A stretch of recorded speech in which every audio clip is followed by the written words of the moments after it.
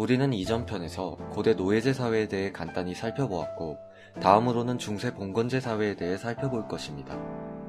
고대 사회가 지나고 중세 사회를 맞이하게 됩니다.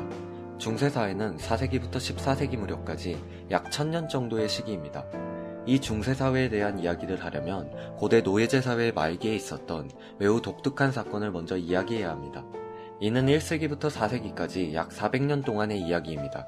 참고로 우리가 세기를 나누는 기준은 예수라는 인류 역사상 매우 독특하고 영향력 있는 인물의 탄생일을 기준으로 한 것입니다. 우리가 생각해봐야 할 것은 이 예수라는 인물의 영향력입니다. 물론 그리스도교가 아닌 종교를 믿는 사람들은 예수라는 인물에 대해 친숙하지 않을 수도, 불편한 강요라고 들릴 수도 있습니다. 하지만 역사를 쉽게 이해하기 위해 최소한의 내용을 알아두면 더 편리하기 때문에 아주 간단히 살펴보겠습니다. 인류의 역사는 생각보다 불공평했습니다. 근대와 현대는 많이 양보해도 서구 중심의 역사이며 근현대 시기의 동양은 식민지의 입장에 놓인 경우가 많았습니다. 이는 안타깝게도 사실입니다. 여기서 말하고자 하는 것은 서구의 영향력입니다. 우리가 세계의 역사에 대해 알고자 한다면 당연히 서구에 대해 먼저 이해해야 합니다. 그리고 서구에 대해 알기 위해서는 그들의 문화와 종교의 뿌리를 알아야 합니다. 서구 사회의 문화와 역사를 관통하는 근원적인 배경은 크게 두 가지입니다.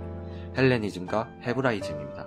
헬레니즘은 고대 그리스 로마의 뿌리를 두고 있는 역사적 사조이고, 헤브라이즘은 이스라엘 민족과 야훼와 여호와라고 불리는 유일신인 하느님과의 계약에 대한 역사적 흐름으로서 우리가 말하는 그리스도교를 떠올릴 수 있습니다.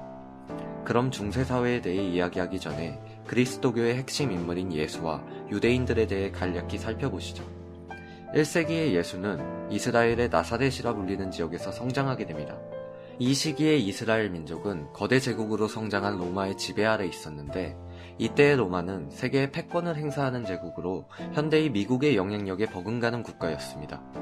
예수와 그의 제자들은 유일신의 뜻에 따라 예수 그리스도의 가르침인 복음을 전파하러 이스라엘 지역을 떠돌게 됩니다.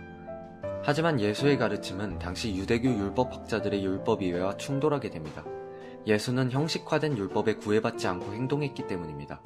그러던 중 예수는 반대자들의 고소와 제자 중 한 명이었던 유다의 변절로 로마의 집정관에 잡혀가게 됩니다. 이후 잘 알려진 것처럼 십자가 처형을 선고받고 골고다 언덕에서 생을 마감했다가 사흘 만에 부활하여 흩어진 제자들을 모아 초기 그리스도교의 기반을 닦게 했습니다.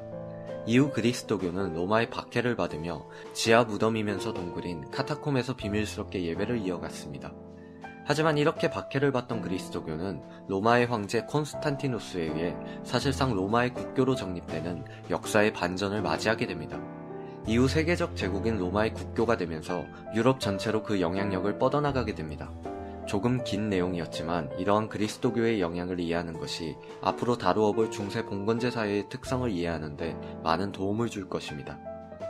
다음 편에서는 이러한 배경 지식을 가지고 중세 봉건제 사회에 대해 간단히 알아보겠습니다.